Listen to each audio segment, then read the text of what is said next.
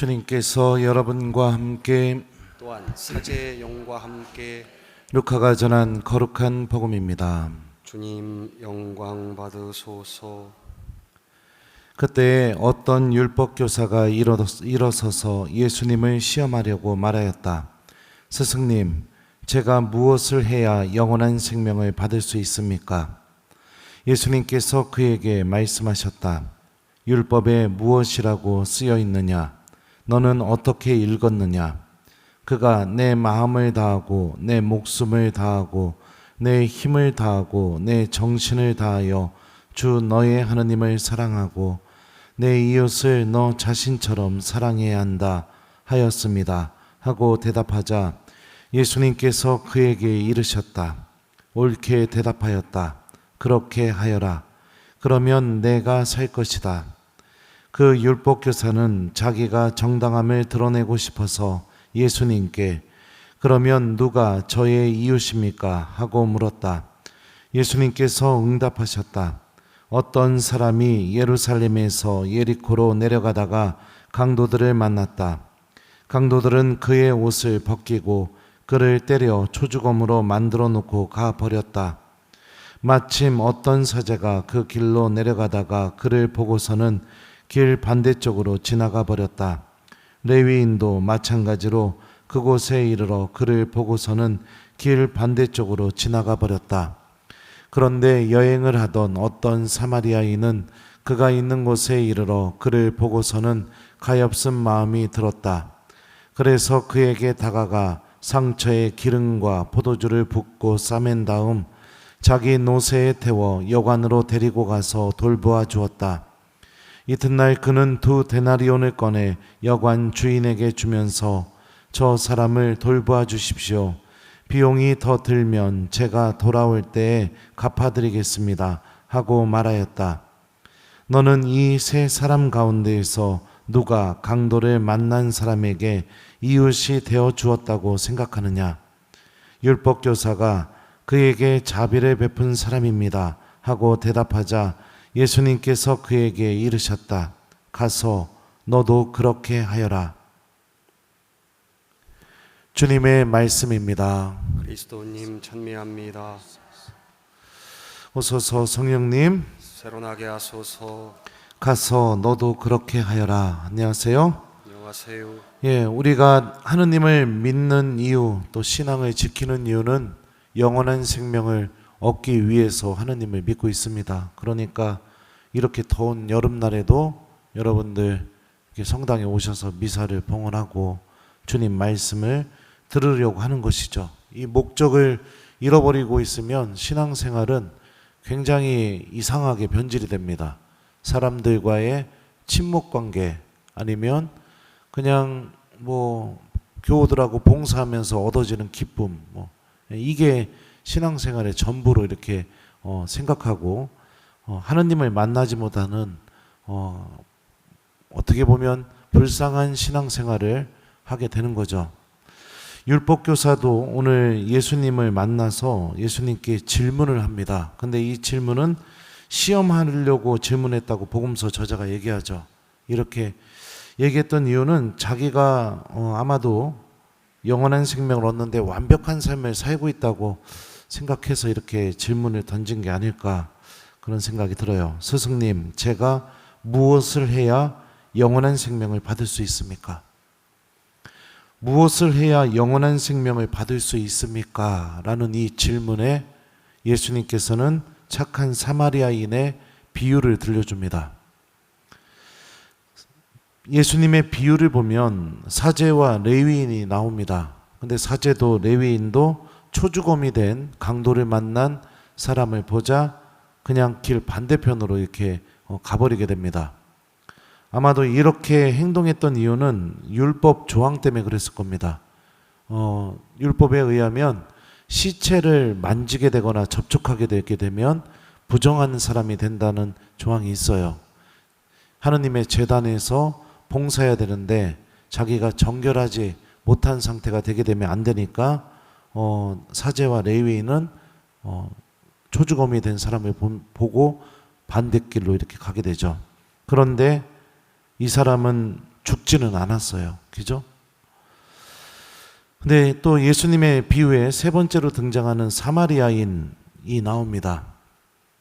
그에 대한 묘사는 복음은 이렇게 표현합니다. 그런데 여행을 하던 어떤 사마리아인은 그가 있는 곳에 이르러 그를 보고서는 가엾은 마음이 들었다. 그리고 이 가엾은 마음이 그를 움직이는 대로 그대로 이 사마리아인은 행동으로 옮기게 됩니다. 이 성경에서 여러분들 가엾은 마음이 언급된 장면들을 보면 주로 예수님의 마음을 묘사할 때 가엾은 마음이란 단어가 쓰였어요.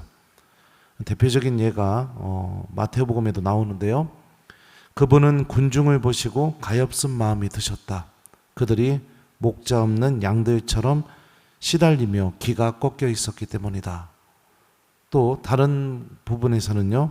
예수님께서는 배에서 내리시어 많은 군중을 보시고 가엾은 마음이 드시어 그들 가운데 있는 병자들을 고쳐주셨다. 이렇게 되어 있습니다. 그리고 또 루카복음에 나오는 예수님의 비유, 그러니까 큰아들과 작은아들이 있었는데 작은아들이 아버지한테 자신에게 돌아갈 상속재산을 달라고 해서 그 재산을 가지고 흥청망청 써대다가 거짓골이 되어서 아버지께 돌아오는 장면이 있습니다. 그 작은아들을 아버지가 바라봤을 때 예수님은 이렇게 묘사를 합니다. 그가 아직도 멀리 떨어져 있을 때 아버지가 그를 보고 가엾은 마음이 들었다. 그리고 달려가 아들의 목을 껴안고 입을 맞추었다. 그러니까 이 비유에서 보게 되면은 이 가엾은 마음은 누구도 갖고 있었던 마음이에요? 성부 하느님도 갖고 있었던 마음이고 성자 예수님도 가엾은 마음을 갖고 있었습니다.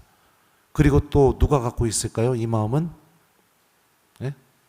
누가? 여러분들 예를 들어서 제가 강도를 만나서 초주검이 돼서 성당 문 앞에 쓰러져 있으면 어떤 마음이 들까요? 1번 신부님이 너무너무 불쌍하고 가엾다. 이런 마음이 든다. 2번 내가 저 양반 저럴 줄 알았어. 이런 마음이 든다. 몇 번일까요? 네. 나도 갖고 있는 거예요. 그러니까 이 가엾은 마음이 드는 거는 하느님의 마음입니다. 그럼 어떻게 하느님의 마음을 나도 소유할 수 있는가? 내가 창세기에 의하면 하느님의 모상대로 창조되었기 때문에 그래요. 우리와 비슷하게 우리 모습으로 사람을 만들자. 누군가를 보게 되었을 때 가엾은 마음이 든다.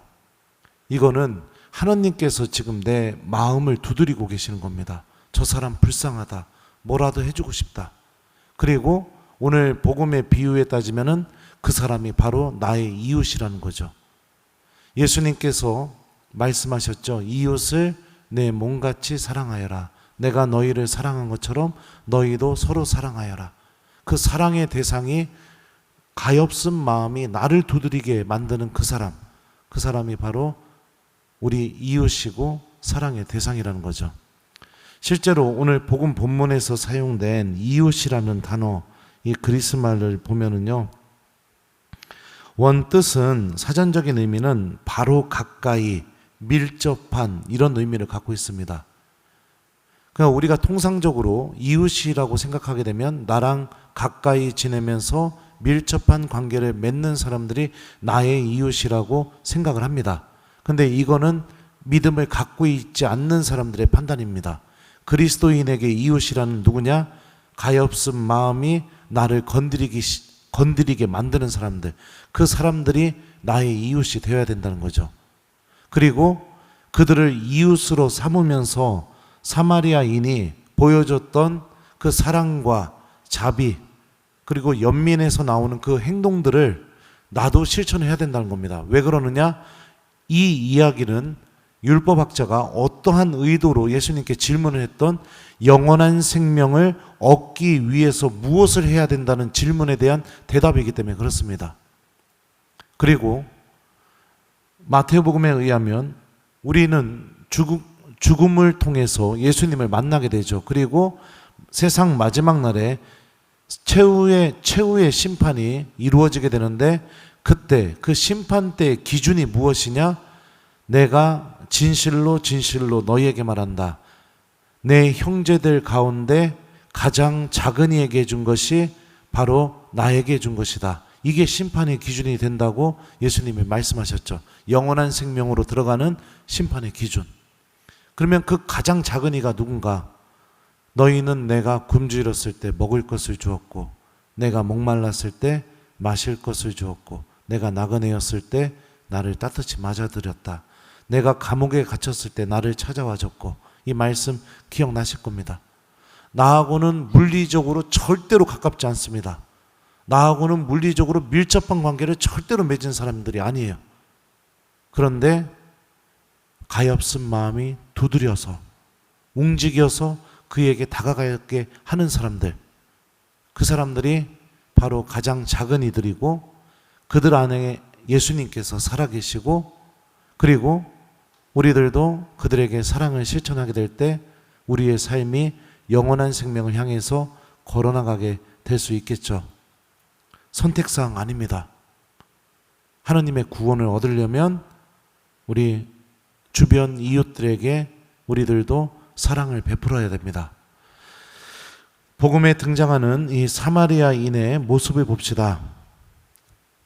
상처에 기름을 붓고 포도주를 붓고 또 쌈에 준 다음에 노새에 태워서 여관으로 데리고 가서 그를 돌봐줍니다.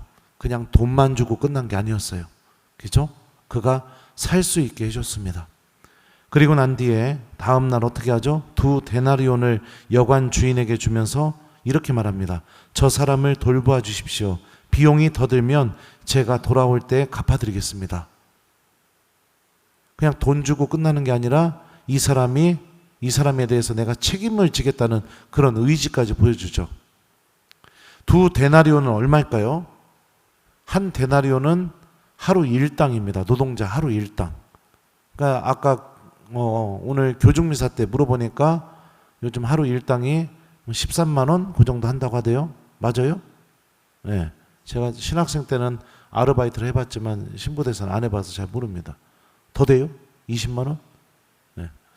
아무튼 13만 원으로 잡으면 얼마를 준 거예요? 여관 주인에게요? 2데나리온이면요? 26만 원입니다. 그러니까 이게 작은 돈이 아니죠. 그죠? 네. 작은 돈이 아닙니다. 예수님은 자신이 완벽하다고 생각한 율법학자에게 물어봅니다. 너는 이 세 사람 가운데에서 누가 강도를 만난 사람에게 이웃이 되어 주었다고 생각하느냐? 이웃은 내가 되어 주는 겁니다. 누가 나에게 해주기를 바라는 게 아니라 내가 다가가서 사랑을 베풀어 주고 자비를 베풀어 주고 도움을 주고 그러면서 내가 이웃을 만드는 겁니다. 마태복음에서도 이렇게 말씀하십니다. 사실 너희가 자기를 사랑하는 이들만 사랑한다면 무슨 상을 받겠느냐? 그것들은 세리들도 하지 않느냐? 그리고 너희가 자기 형제들에게만 인사한다면 너희가 남보다 잘하는 것이 무엇이겠느냐? 그런 것은 다른 민족 사람들도 하지 않느냐? 영원한 생명을 바라보면서 우리 주변의 이웃들에게 오늘 복음에 등장하는 착한 사마리아인처럼 사랑을 실천하고 자비를 실천하는 하느님의 자녀가 되었으면 좋겠습니다. 오늘 일독서를 보면 이렇게 말씀하시죠. 사실 그 말씀은 너희에게 아주 가까이 있다. 너희의 입과 너희 마음에 있기 때문에 너희가 그 말씀을 실천할 수 있을 것이다. 하느님의 말씀은 언제나 우리와 가까이 있습니다. 그 말씀이 인도하는 길을 걸어간다면 세상살이 안에서 조금은 불편하고 손해보고 바보처럼 사는 것처럼 느껴질지 모르겠지만 내가 걸어가는 그 길의 끝에는 예수님이 계시고 하느님 나라가 존재하고 있습니다. 우리 천국을 바라보면서 걸어가는 신앙인이 됐으면 좋겠습니다.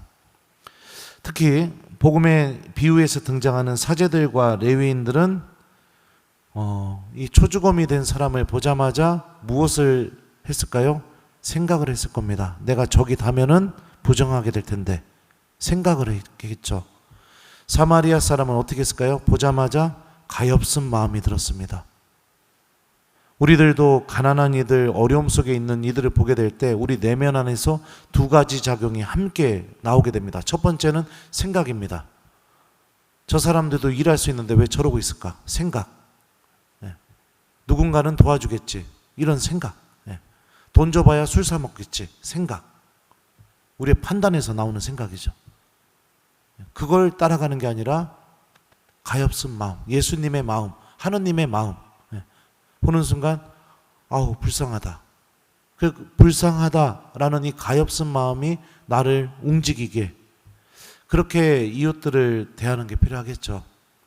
그래서 이번 한 주 우리 영원한 생명을 향해서 걸어나가고 있다는 거 기억하면서 주변 이웃들에게 착한 사마리아인이 되어보기에 이거를 숙제로 드립니다.